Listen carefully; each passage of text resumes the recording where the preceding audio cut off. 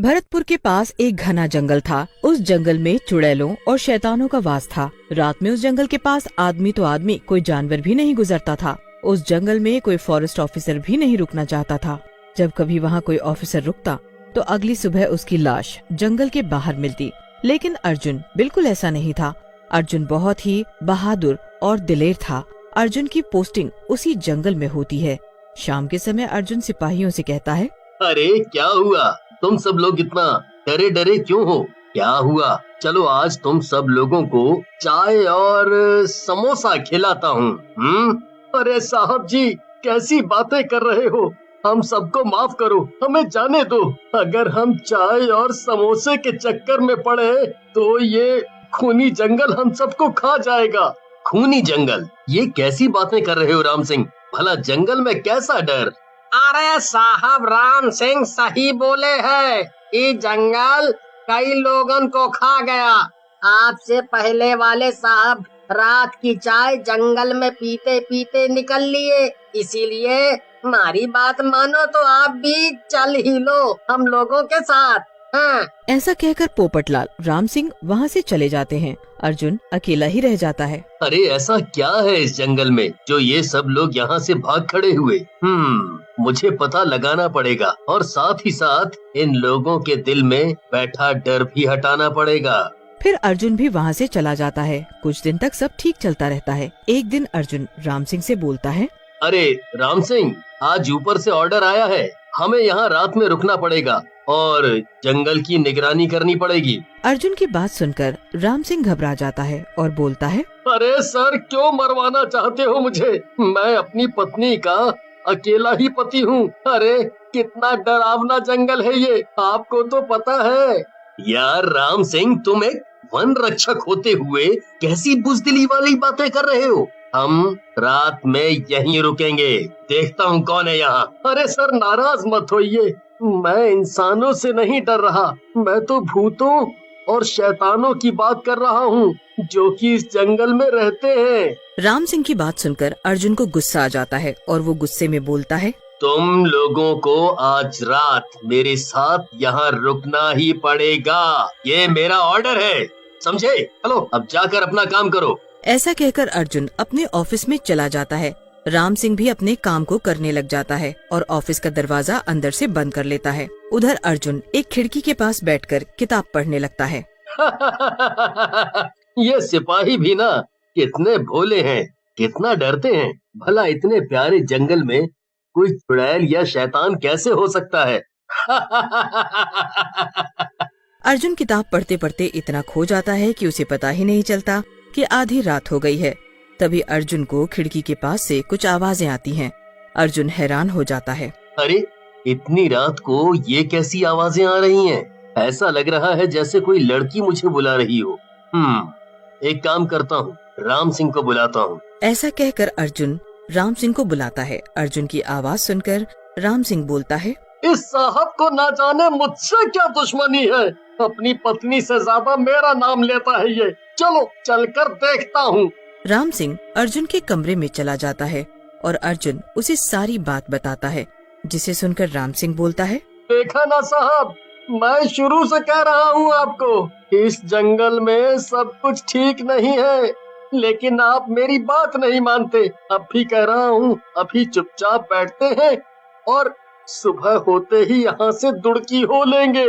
तुम्हें दुड़की होना है तो अभी हो लो, मैं कौन सा रोक रहा हूँ तुम्हें। लेकिन अगर तुम बाहर जाओगे तो भी तो तुम मारे ही जाओगे।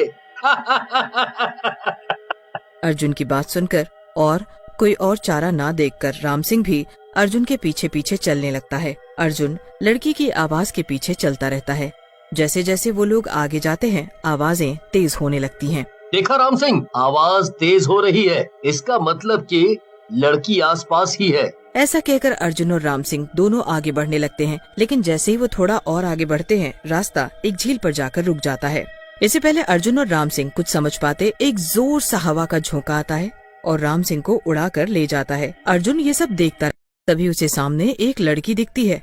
अर्जुन गुस्से में बोलता है, कौन है वहाँ? रुक जाओ, नहीं तो मैं अभी गोली चला दूंगा। रुको वहीं। अर्जुन की आवाज सुनकर वो लड़की वहीं रुक जाती है। उधर हवा राम सिंह को ले जाकर एक चुड़ैल के आगे पटक देती है। चुड़ैल राम सिंह को देखकर बोलती है, बहुत बहादुर है रे तू। इस जंगल के बारे में इतना सब कुछ जानने के बाद भी रात में यहीं रुका है। ऐसा कहकर चुड़ैल राम सिंह के गले में अपने दांत गड़ा देती है और उसका खून पीने लग जाती है। उधर अर्जुन लड़की के पास जाता है। अर्जुन लड़की से बोलता है, कौन हो तुम लड़की, और इस जंगल में इतनी रात में क्या कर रही हो? अर्जुन की बात सुनकर लड़की अपना घूंघट हटाती है। लड़की का चेहरा देखकर अर्जुन घबरा जाता है। लड़की का चेहरा बुरी तरह से जला होता है, लेकिन वो संभलते हुए बोलता है, अरे बाप रे, तुम्हारे चेहरे का ये हाल किसने किया? क्या है ये सब, मुझे बताओ। मैं इस जंगल में अफसर हूँ। अर्जुन की बात सुनकर लड़की हंसने लगती है और बोलती है, ये सब तेरे जैसे ही किसी वन रक्षक की करतूत है, जिसने मेरी ये हालत कर दी और मेरी प्यारी बहन को मार डाला। लड़की की बात सुनकर अर्जुन बोलता है, मेरे जैसे फॉरेस्ट ऑफिसर ने मुझे सारी बात बताओ। मैं ये जानना चाहता हूँ, ये सब कैसे हुआ और क्यों हुआ? तब तक वहाँ चुड़ैल भी आ जाती है और अर्जुन की तरफ बढ़ने लगती है। दूर रह मेरी बहन से, नहीं तो तुझे अभी यहाँ मार कर खा जाऊंगी, जैसे अभी तेरे दूसरे साथी को मारा है। लेकिन तभी लड़की चुड़ैल को रोकती है। नहीं नहीं बहन, रुक जाओ, ये मुझे अच्छे आदमी लगते हैं, इन्हें मत मारो और जाने दो। लड़की की बात सुनकर अर्जुन बोलता है, तुमने राम सिंह को मारकर ठीक नहीं किया, वो एक ईमानदार आदमी था। और रही तुमसे डरने की बात, तो अर्जुन भगवान के अलावा किसी से नहीं डरता, समझी? अर्जुन की बात सुनकर लड़की उसे अपने बारे में बताने लगती है। मेरा नाम नंदिनी है। आपसे पहले यहाँ गजराज नाम का इंस्पेक्टर आया था। उसने मेरे और मेरी बहन के साथ गलत काम करने की कोशिश की थी और जब कामयाब नहीं हो पाया तो उसने मेरे चेहरे पर तेजाब डाल दिया और मेरी बहन को मार डाला। लड़की की बात सुनकर अर्जुन बोलता है, उस शैतान ने बहुत गलत काम किया तुम लोगों के साथ। तुमने पुलिस को नहीं बताया? अर्जुन की बात सुनकर चुड़ैल और लड़की दोनों हंसने लगती हैं और चुड़ैल बोलती है, पुलिस आ गए थे ना हम दोनों, लेकिन उन लोगों ने हमें भगा दिया। लेकिन चिंता नहीं, अब इस गांव में कोई भी पुलिस चौकी ही नहीं है। सबके सब मारे गए। वो जहाँ तुम खड़े हो उसी के नीचे दफन है। उसे मारकर हमने अपना बदला ले लिया, लेकिन अब कोई भी इस जंगल में आएगा वो जिंदा नहीं जाएगा। नंदिनी की बात सुनकर अर्जुन बोलता है, ये तो गलत बात है नंदिनी। उस दुष्ट को उसके किए की सजा दे चुकी हो तुम। तुम्हें अब और निर्दोष लोगों को नहीं मारना चाहिए। अर्जुन की बात सुनकर चुड़ैल अर्जुन को पकड़ लेती है और बोलती है, इंस्पेक्टर, तू हमें सिखाएगा क्या गलत है क्या सही? मुझे तो मेरी बहन ने रोका हुआ है, नहीं तो अब तक तेरी लाश पड़ी होती यहाँ, समझा? अब इस जंगल में कोई भी जिंदा नहीं रहेगा। अगर मैं नंदिनी से शादी कर लूं, तब भी तुम यही बात बोलोगी? अगर तुम ये सब खून खराबा बंद कर दो, तो मैं नंदिनी से शादी कर लूंगा। मैं सभी देवी देवताओं को साक्षी मानकर नंदिनी को अपनी पत्नी स्वीकार करता हूँ, और कल सुबह हम पंडित के पास जाकर मंदिर में शादी भी कर लेंगे। अर्जुन की बात सुनकर चुड़ैल बोलती है, क्या तुम सच बोल रहे हो? अगर तुम ऐसा करोगे तो मैं तुमसे वादा करती हूँ कि मैं तुम्हें कभी इस जंगल में नहीं दिखूंगी। मेरी बहन, ये अर्जुन सही में बहुत अच्छा लड़का है। अगर हर आदमी इसके जैसा होता तो दुनिया में कोई लड़की तेजाब का शिकार नहीं होती, और तेजाब के शिकार लड़कियों को भी इंसान समझा जाता। मैं अब यहाँ से जा रही हूँ, तुम दोनों अपना ख्याल रखना, और इस जंगल में अब कोई नहीं मरेगा।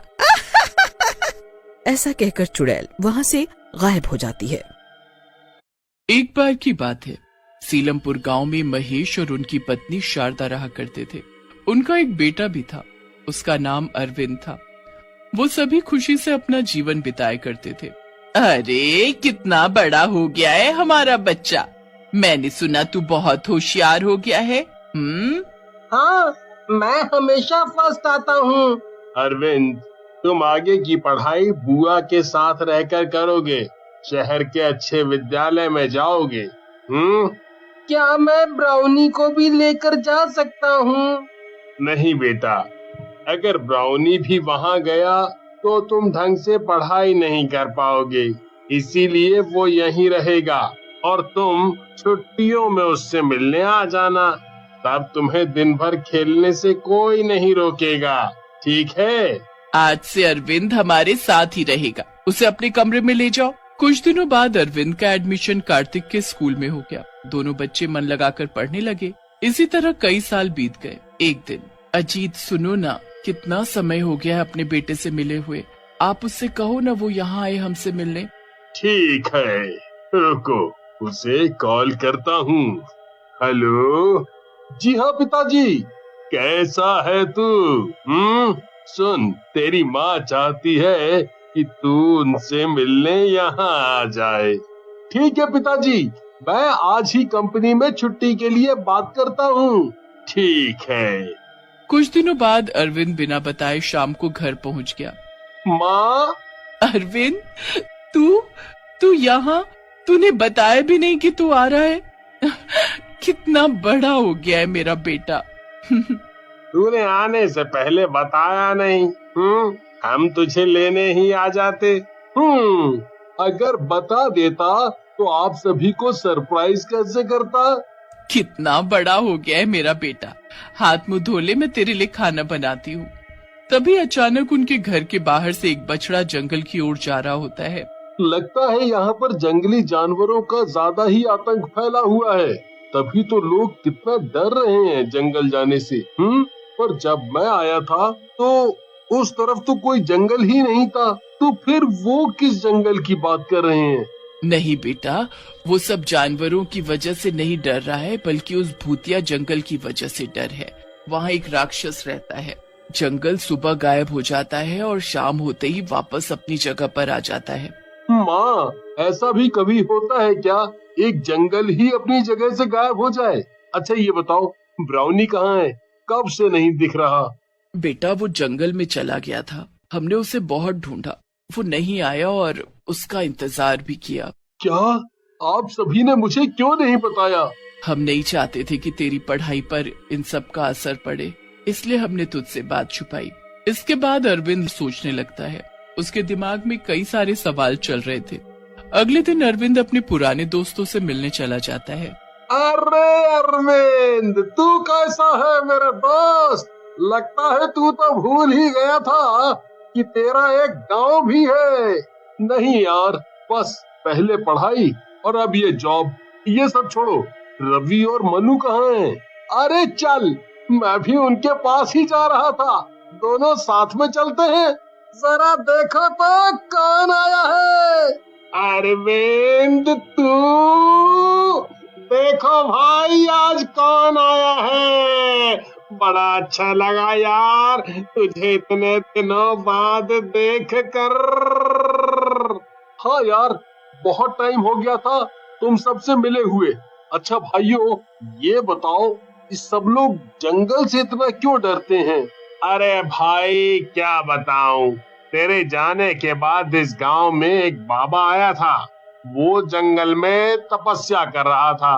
कई सालों तक तपस्या करने के बाद उसके ऊपर मिट्टी की परत जम गई और इस गांव के कुछ आदमियों ने नशे में उस बाबा के ऊपर लाठी मार दी और उस लाठी के मारने की वजह से बाबा की तपस्या भंग हो गई और बाबा को चोट भी आ गई। तब उस बाबा ने इस जंगल को और इस गांव के लोगों को श्राप दे दिया कि अगर इस गांव का कोई भी इंसान उस जंगल की तरफ जाएगा तो वो कभी भी वापस नहीं आएगा। वो जो लोग वहां गए वो आज तक वापस नहीं आए और उसके बाद जितने भी लोग जाने अनजाने से गए वो भी कभी वापस नहीं आए। श्राप कभी खत्म नहीं होगा ना। इसके बाद रवि अरविंद को श्राप कैसे टूटेगा वो बताता है। चलो दोस्तों, मैं घर जाता हूँ, माँ भी इंतजार कर रही। इसके बाद अरविंद वहाँ से चला जाता है और घर जाते वक्त वो गांव के उसी रास्ते पर जाता है जहाँ से जंगल शुरू होता है, लेकिन उसे जंगल दिखाई नहीं देता, इसलिए वो घर लौट जाता है और रात होने का इंतजार करता है। रात होते ही वो बिना किसी को बताए जंगल की तरफ चल पड़ता है। वो जैसे ही जंगल के पास पहुंचता है। ये क्या, दिन में तो यहाँ कोई जंगल नहीं था, अचानक कितना बड़ा जंगल कैसे आ गया? देखो तो कौन आया है। तू यहाँ क्यों आया है? बोल बोल बोल। पिछली बार तूने पूछा था ना, इस बार मैं पूछूंगा। नहीं मैं पूछूंगा। नहीं मैं, नहीं मैं, नहीं मैं। दोनों लड़ने लग जाते हैं। उन दोनों को लड़ता देख अरविंद चुपचाप आगे बढ़ने लगता है, लेकिन जैसे ही आगे बढ़ता है भूत बोलते हैं, कहाँ जा रहा है तू? बचना चाहता है? अब हम तुझे भी गायब कर देंगे। और तुझे जिंदगी भर हमारी सेवा करनी पड़ेगी, जैसे कि यहाँ आए बाकी सब हमारी सेवा कर रहे हैं। अरविंद डर जाता है। अरविंद अचानक बोला, तुम्हें मुझे ले जाने से पहले मेरे मालिक से पूछना पड़ेगा, समझे? वरना मेरे मालिक तुम सब की चटनी बनाकर रोटी के साथ खा जाएंगे। कहाँ है तुम्हारा मालिक? मेरे मालिक तुम जैसे छोटे मोटे भूतों से मिलने नहीं आते, लेकिन मैं तुम्हारी उनसे बात करवा सकता हूँ। करवाओ, हम भी तो देखें कौन है तुम्हारा मालिक। अरविंद अपने फोन में एक ऐप खोलता है और उसमें कुछ टाइप करता है और उस फोन से आवाज आती है, क्यों याद किया है मुझे? मालिक, ये दो छोटे भूत मुझे अपनी सेवा करने के लिए ले जा रहे हैं। मैंने तो कह दिया है कि मैं बस आपका सेवक हूँ। तो कहते हैं कौन है तेरा मालिक? तो मैंने आपसे इनकी बात करवाने की सोची। सुनो, अगर मेरे सेवक को कुछ भी किया तो मैं तुम्हें पुलाव बनाकर खा जाऊंगा। उसके बाद फोन से बिजली गरजने और डरावनी आवाज आने लग गई। दोनों भूत आपस में बातें करने लगे। सुन, लगता है ये हमसे भी ज्यादा शक्तिशाली है। कहीं ऐसा ना हो इस आदमी के चक्कर में हमें अपनी जान से हाथ धोना पड़े। दोनों गायब हो गए। इसके बाद अरविंद उस पेड़ के पास गए और बोला, हमें माफ कर दो बाबा, आपके साथ उन लोगों ने जो कुछ भी किया उसकी सजा आप बाकी सभी भोले भाले गांव वालों को मत दो। मैं आपसे हाथ जोड़कर विनती करता हूँ। अचानक बाबा आ गए। मुझ तक पहुँचना बहुत मुश्किल था, लेकिन तूने अपनी चिंता ना करते हुए अपने गांव वालों के बारे में सोचा। जा, किया तेरे गांव को श्राप से मुक्त। आज के बाद ये जंगल कभी अपनी जगह से गायब नहीं होगा। इसके बाद गांव के सभी लोग वापस आ गए। अरविंद उन सबको लेकर गांव की तरफ जा ही रहा होता है, तभी गांव के सभी लोग मशाले लेकर जंगल के बाहर खड़े होते हैं और माँ, तू ही बता, अगर मैं नहीं जाता तो ये सब ठीक कैसे होता? कभी ना कभी किसी ना किसी को तो ये सब खत्म करना ही था ना। तुझे तो खुश होना चाहिए कि तेरे बेटे ने ये सब खत्म कर दिया। हाँ बेटा, मैं बहुत खुश हूँ।